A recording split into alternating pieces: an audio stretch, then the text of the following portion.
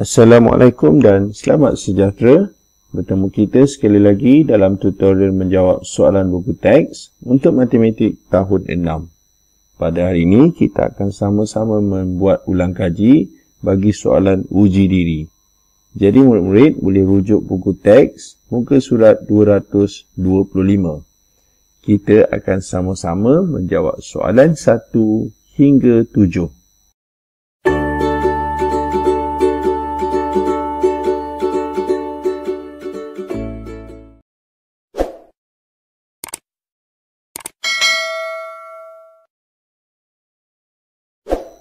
Soalan 1. Teliti waktu tempatan di kedua-dua bandar di atas. Okey, kat sini ada dua bandar iaitu London dan juga Kuala Lumpur. Hari yang sama Jumaat dan tarikh yang sama iaitu 25 November 2022. Baiklah, kita sambung. Apakah waktu di London apabila waktu di Kuala Lumpur ialah 5 PM. Jadi kata kunci di sini ialah soalan nak waktu di London. Okey, jadi untuk menjawab soalan ini kita tengok kat sini waktu di Kuala Lumpur ialah 2 PM. 2 PM itu merujuk kepada 2 petang. Jadi di London pula ialah 7 pagi.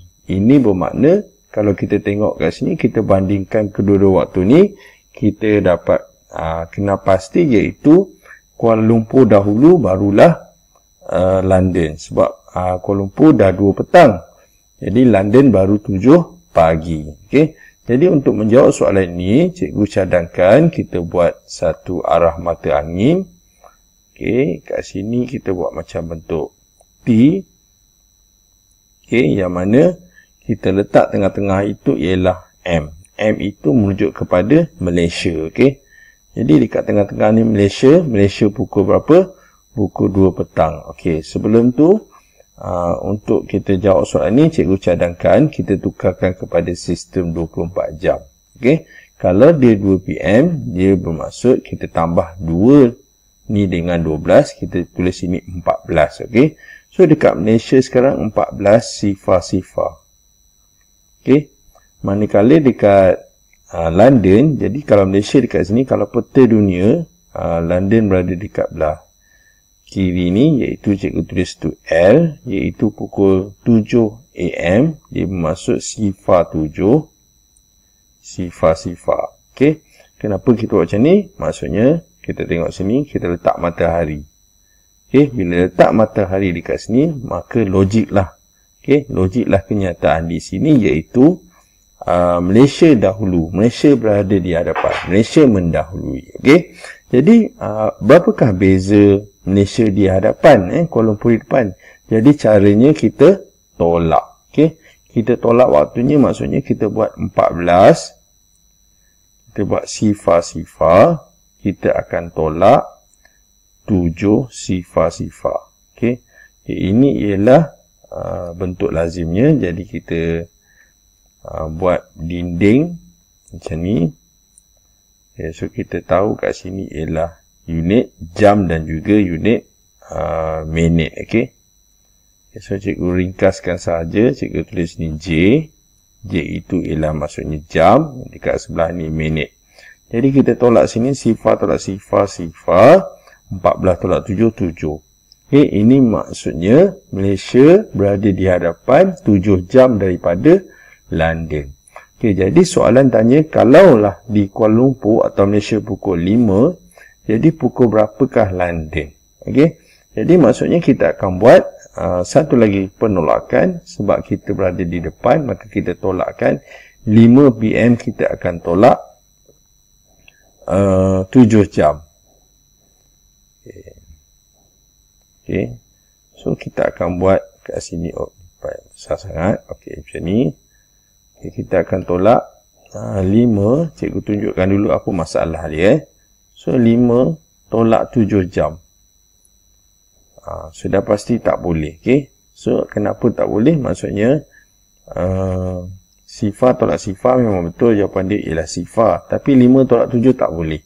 Kerana kecil tak boleh besar. Jadi sebab itulah kita kena tukarkan sistem 24 jam.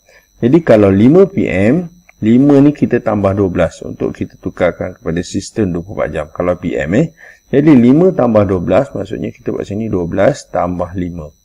Jadi kita dapat 17. Okey. Maka kita tukar kat sini, kita tulis sini 17.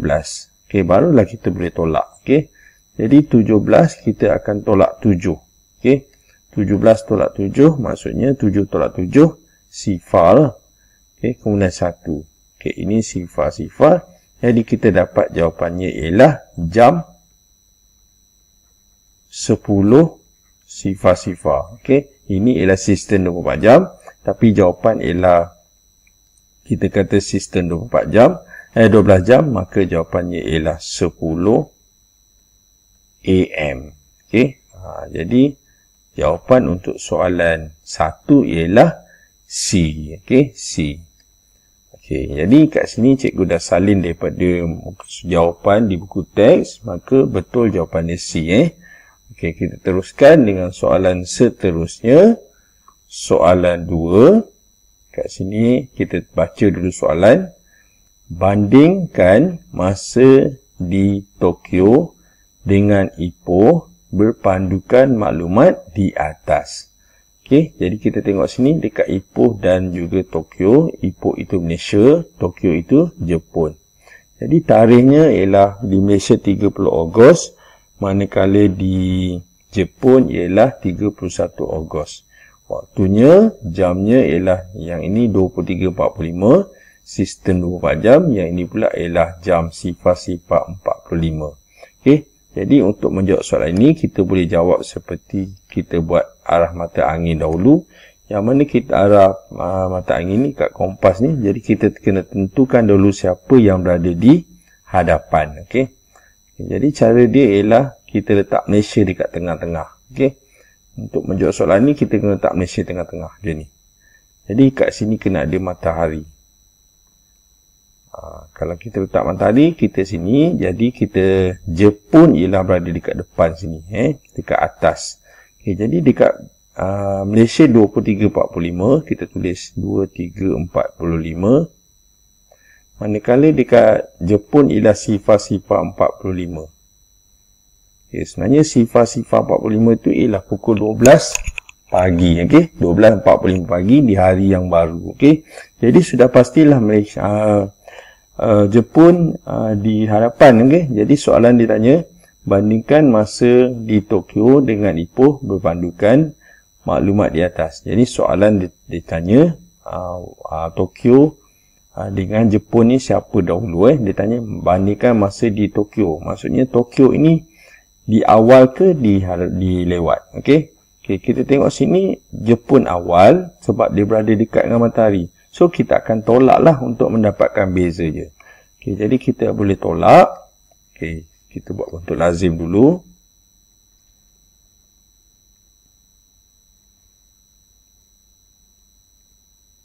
Okey, kita akan tolakkan Jepun yang belah kiri ni tolak belah kanan. Okey. Jadi kita buat dulu dia punya unit, iaitu jam dan juga, okey, cikgu tulis lah. Tulis okey, 22. Okey, kita tulis ni jam. Okay, jam. Ini ialah minit. Okay, so kita akan tolak waktu Jepun 00.45. Cikgu tunjuk dulu cara dia. Nanti kita tengok apa yang masalah yang timbul. Okey. So 00.45. Kemudian kita akan tolak 23.45.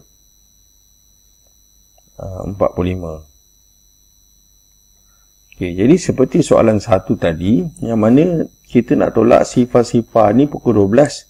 Dia ialah pukul 12. Jadi, kenapa tak boleh? Kerana kita tulis sifar. Okey, untuk pengiraan, kita juga boleh tulis pukul 12 sebagai pukul 24. Okey, untuk kira, kita boleh tulis 24. Jadi, cikgu tukarkan sifar-sifar ini tulis 24. Maksudnya, dia di hari yang lain. Okey, so kita tolak sini dapat sifar-sifar. Kemudian 4 tolak 3, 1. Okey, Ini bermakna Jepun awal 1 jam daripada Ipoh. Okey, maksudnya jarak kat sini, jarak masa, tempoh masa antara Malaysia dengan Jepun ini ialah 1 jam. Iaitu Jepun awal 1 jam. Jadi jawapan untuk soalan 2 ini ialah awal 1 jam A. So jawapan dia A.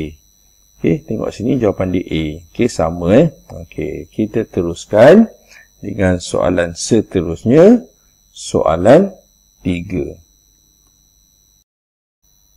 Menara Kuala Lumpur 8 September 2022 6 PM.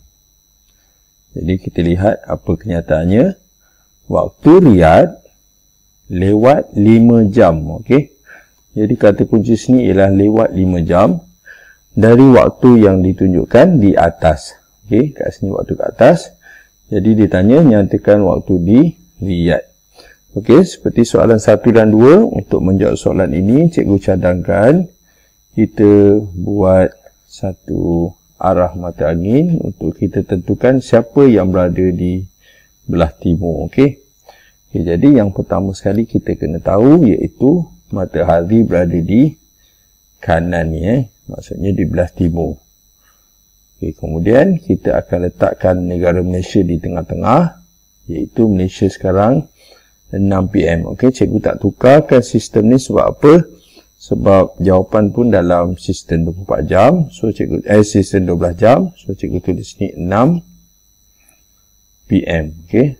Okey, jadi dinyatakan sini waktu di Riyadh lewat 5 jam. Lewat di 5 jam ni maksudnya dia berada di belakang kat sini. So cikgu akan tulis R sebagai Riyadh. Okey, Riyadh ni kita tak tahu, jadi waktu dia ialah berapa, kita akan tolak 5 jam. Okey, maksudnya Malaysia dahulu barulah Riyadh. Jadi untuk menjawab soalan ni kita akan buat operasi tolak. Okey, jadi kita akan buat bentuk lazim dahulu.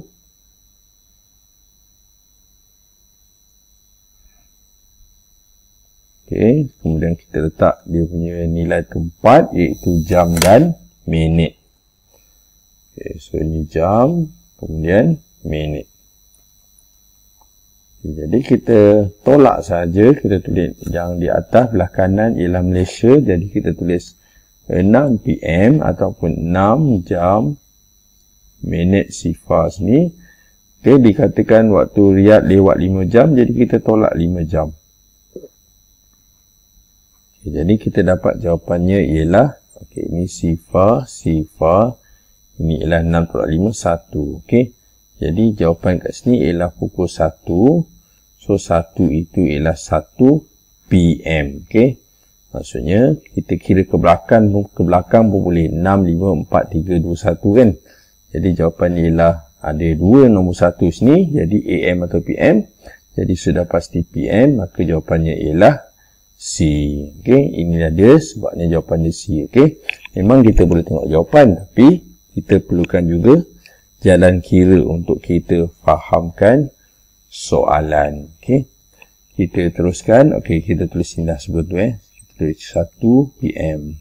Maksudnya logik lah. Malaysia berada kat depan, Malaysia dah pukul 6, mereka baru pukul 1. Okey, kita teruskan dengan soalan seterusnya. Soalan 4. Yang manakah poligon sekata dengan setiap sudut pedalaman bernilai 120 darjah. Jadi kata kunci di sini ialah setiap sudut pedalaman nilainya ialah 120 darjah. Maksudnya ada 4 poligon ni, kita kena tentukan satu sudut pedalaman ni berapakah nilainya. Okey, maksud poligon sekata ini maksudnya setiap sudutnya sama besar. Okey, kita pergi yang pertama iaitu A. Pilihan A iaitu kita tengok sini, ini ialah segitiga sama sisi. Okey, so kalau A, kita lukis dulu Kalau A dia segitiga sama sisi, ini bermaksud setiap sisinya sama besar. Okey, jadi perkara asas yang kita kena tahu, kalau segitiga sama sisi nilainya ialah 180 kalau semua sekali ni. Dalam ni semua sekali 180, okey. Satu segitiga ni nilainya 180. Oleh kerana ada 3, jadi kita akan buat 180 darjah. Kita akan bahagikan, saya buat macam ni je, bagi 3. Maka kita dapat satu tu ialah 60 darjah. Okey. Jadi, okey, cikgu tak boleh buat hashtag kat situ. Okey, jadi kita dapat 60 darjah. So, untuk soalan A, kita tak dapat 120, jadi A itu bukan jawapannya. Okey. Kita tengok pula yang kedua, kita tengok B, iaitu 5 sisi. 5 sisi ialah pentagon. Okey. Pertama sekali kita lukis pentagon. Cikgu lukis yang mudah saja, agak-agak orang kata. Okey. Okey, ini tak sekata lah, tapi pasal kalau sekata kita kena ada apa? Protractor untuk buat. Jadi kita tengok macam mana nak tahu jumlah dia sebelum kita nak tahu satu sudut itu berapa. Jumlah sudut ni maksudnya 5 sudut ni berapa nilainya. Okey, tadi cikgu dah cakap 1, 2, 3, 4, 5. Tadi cikgu dah cakap satu sudut segitiga ni nilainya 180. Okey. So kalau dia bentuk pentagon, berapakah nilainya? Okey, so cara untuk menentukan nilainya, kita cuma kira berapakah bilangan segitiganya. Okey. So kita boleh sambung ini satu, kita sambung. Okey, nampak kat sini ada 3 segitiga. Okey. Ada segitiga, 3 segitiga, maksudnya 1, 2 dan 3. Jadi cara dia ialah satu ini ialah 180. Okey, maka kita akan buat 180 darjah, kita akan darab dengan 3. Okey. Kita dapatkan jumlah keseluruhan dulu. Okey. Cikgu alih sikit. Oh, tak boleh tak apa. Ni boleh. Tak boleh. Okey. Sekarang kita darab dulu. Sifar kali 3, sifar. 3 kali 8, 24. 1 kali 3, 3 tambah 2, 5. Okey. Jadi jumlah keseluruhan ni, 540, ini bersamaan 5 sudut. Okey, sekarang soalan tanya, satu sudut itu adakah 120? Jadi kita nak tentukannya, kita akan ambil 540. Kita akan bahagikan dengan 5. Sebab cikgu nak tahu satu sudut itu berapakah nilainya. Okay, jadi kita perlukan sifir 5. Berapa kali 5? 5. 1 kali 5. So 5. Tolak, selesai. 4. Kita turunkan dulu. Jadi, berapa kali 5? 4. Tak ada. So, sifar. Buat sifar. Tolak dan dapat 4. Kemudian kita turunkan sifar. Dia jadi 40. Berapa kali 5, 40? Kita dapat 8. So, 40. Kemudian kita, ni darjah. So, kita tolakkan. Habis. Okay, maksud dia ialah, untuk jawapan untuk soalan ini ialah satu sudut nilainya ialah 108. Jadi masih lagi bukan jawapannya, dia nak 120, so B itu bukan. B itu bukan. Okey, kita tengok yang C. C ini mudah saja sebab dia ialah sebuah segi 4 sama. Bila sebuah segi 4 sama, maka sudutnya ialah sudut tegak. So cikgu rasa tak perlu kita kira, memang sudah pasti 90 darjah. Okey. Tapi cikgu lukis untuk kita nampak. Okey, ini segi 4. Jadi kita tak perlu kira sebab satu ini memang sama besar, iaitu 90 darjah. Ini 90, ini 90. Ini 90 dan yang ini juga 90. Dia ada 4, jadi kalau kita tengok sini, ada 4, kita darabkan dengan 4, 90 tu kita dapat 360 darjah. Okay, jumlah sudut pedalaman ni dikata 90, tapi soalan nak satu sudut, jadi dia tulis ni 90. So masih lagi bukan jawapannya. Okey, sekarang jawapan yang ada D, tinggal yang ada pilihannya dia D, jadi jawapan pun D. Walau macam mana pun kita perlu tunjukkan pengiraannya kenapa D ini betul jawapan dia. So ini ialah sebuah kita panggil hexagon 6cc. Okey, pertama sekali kita lukis dulu bentuk hexagon secara kasar. Okey. Okey, macam ni cikgu lukis.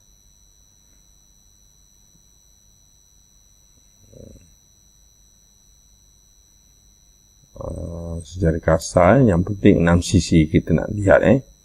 Okey, yang pertama sekali, seperti soalan yang tadi tu, kita perlu tahu jumlah ke semua sekali. Jadi cara dia ialah kita buat segitiga. Ada berapa bilangan segitiga? Tengok sini, 1, 2, 3 dan 4. Kita kena tahu jumlah segitiga sebab kita nak tahu jumlah sudut pedalamannya. Jadi bila ada 4 maksudnya ada 4 segitiga. So kita darabkan dengan 180. Ni 1, ni 2, ni 3 dan 4. Jadi kita akan buat 180. Kita akan darabkan dengan 4. Jadi kita dapat sifar 8 kali 4, 32. 1 kali 4, 4. Tambah 3, 7. Okey, 720 ini bersamaan berapa sudut? Okey, dia ada 6 sudut sebab dia ialah pentagon. So 720 ni ialah 6 sudut. Jadi kita nak kira satu sudut, maka kita akan buat 720. Kita akan bahagikan dengan 6.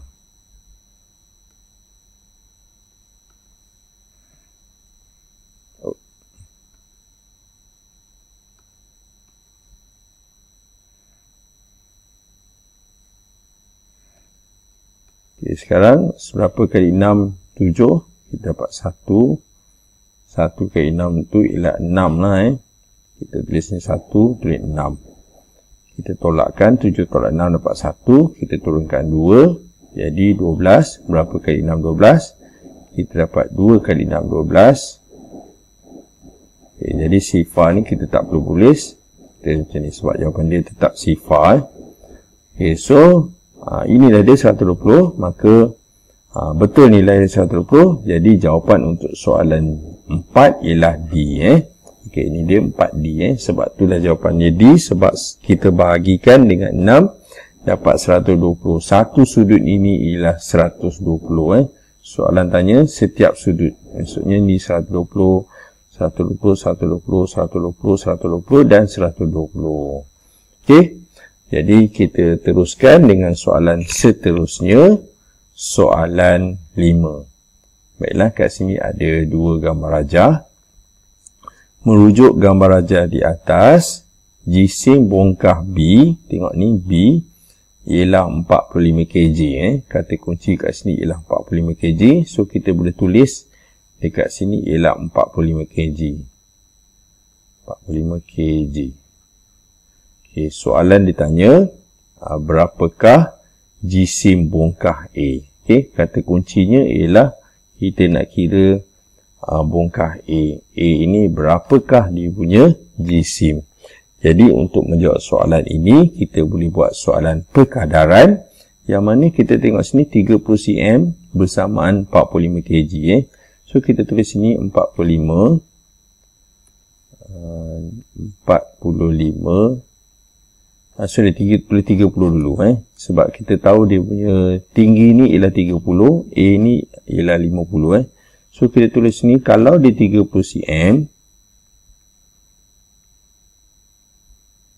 dia punya perkadaran ialah 45 kg. Maksudnya dia punya berat. Okay, kalau 50 cm,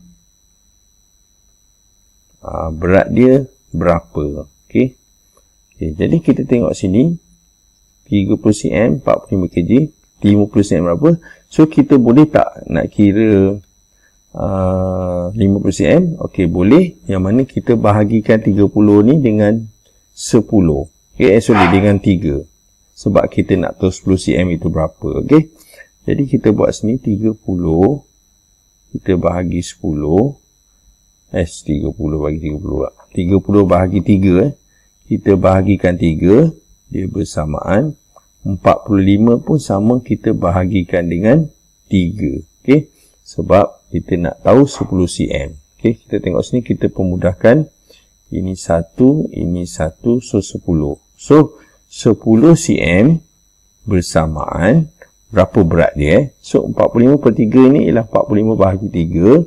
Jadi, cikgu bahagikan 45 dengan 3.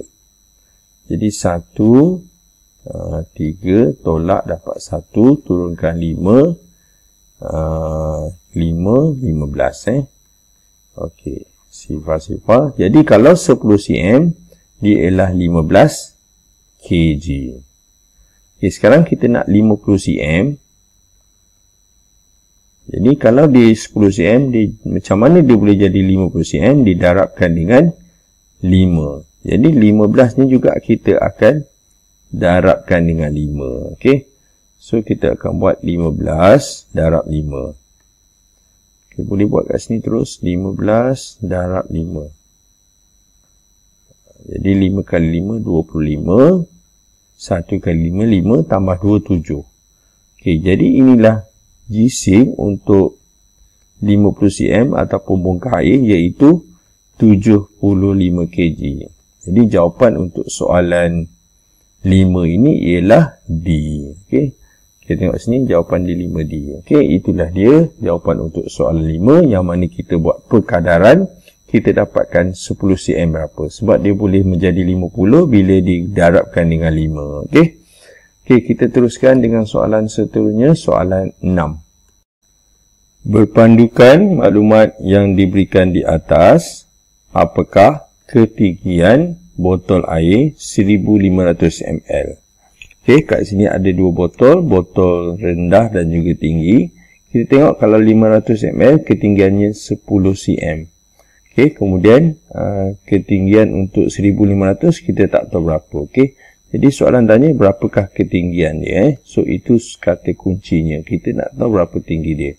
Okay, ini sangat mudah kerana apa? Kita lihat perbandingan.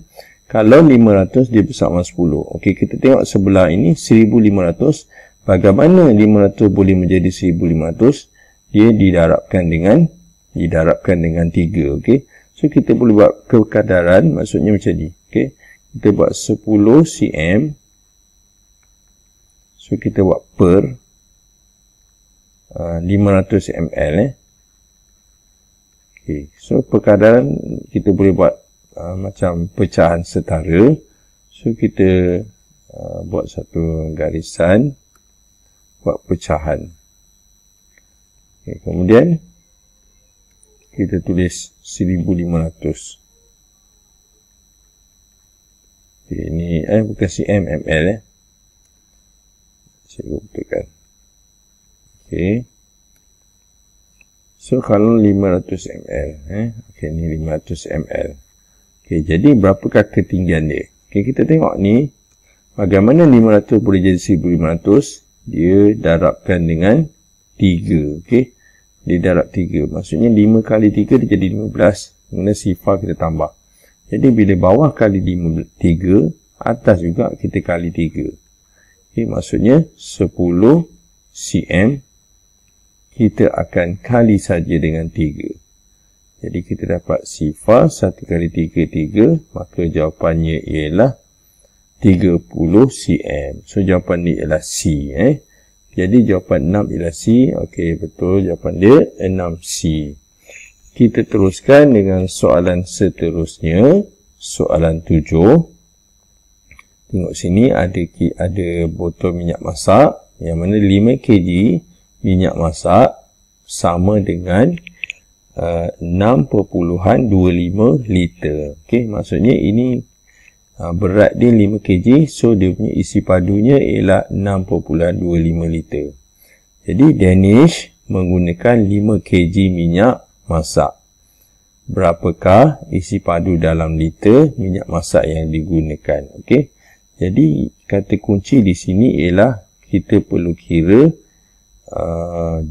kita panggil isi padu untuk 3 kg, okey, yang digunakan. Sebab dia guna 3 kg je.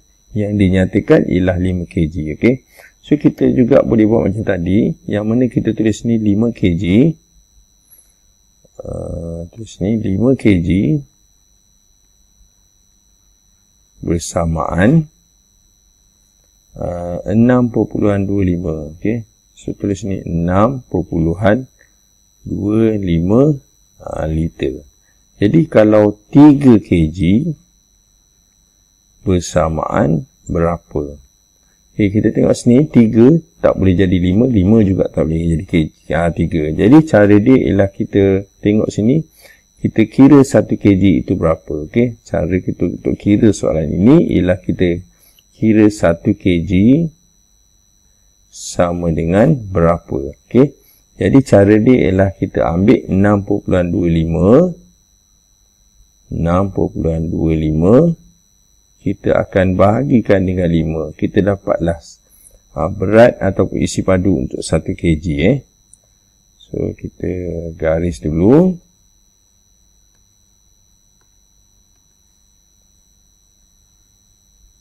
Okey. Sekarang kita bagi berapa kali 5, 6, 1. So 5 tolak dapat 1. Kemudian ada perpuluhan. Kita turunkan 2. Berapa kali 5, 12. Kita dapat 2, 10. Kita tolakkan dapat 2. Kemudian turunkan 5. Jadi berapa kali 5, 25. Kita dapat 5.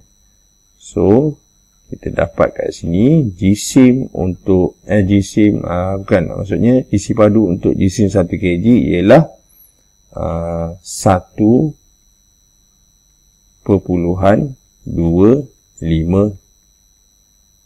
liter. Dia punya isi padu dia. Okey, liter. Okey, jadi boleh tak kita nak kira 3? Okey, jawapan dia boleh, iaitu kita ambil lah 1.25 liter, kita darabkan dengan 3. Sebab soalan nak 3. Soalan nak 3. So, kita darab. 5 kali 3, 15. 2 kali 3, 6. Tambah 1, 7. Titik. 1 kali 3, 3. Jadi, inilah dia jawapan untuk soalan 7, iaitu 3.75. Maka soalan ini jawapannya ialah A. Okey, ini dia soalan A. Maka dengan itu tamatlah sudah latihan kita pada hari ini untuk nombor 1 hingga 7 bagi muka surat 225. Okey. Yang baik itu daripada Allah SWT, manakala yang tak baik itu daripada kelemahan cikgu sendiri dan cikgu minta maaf. Jadi sekian daripada cikgu. Terima kasih dan jumpa lagi.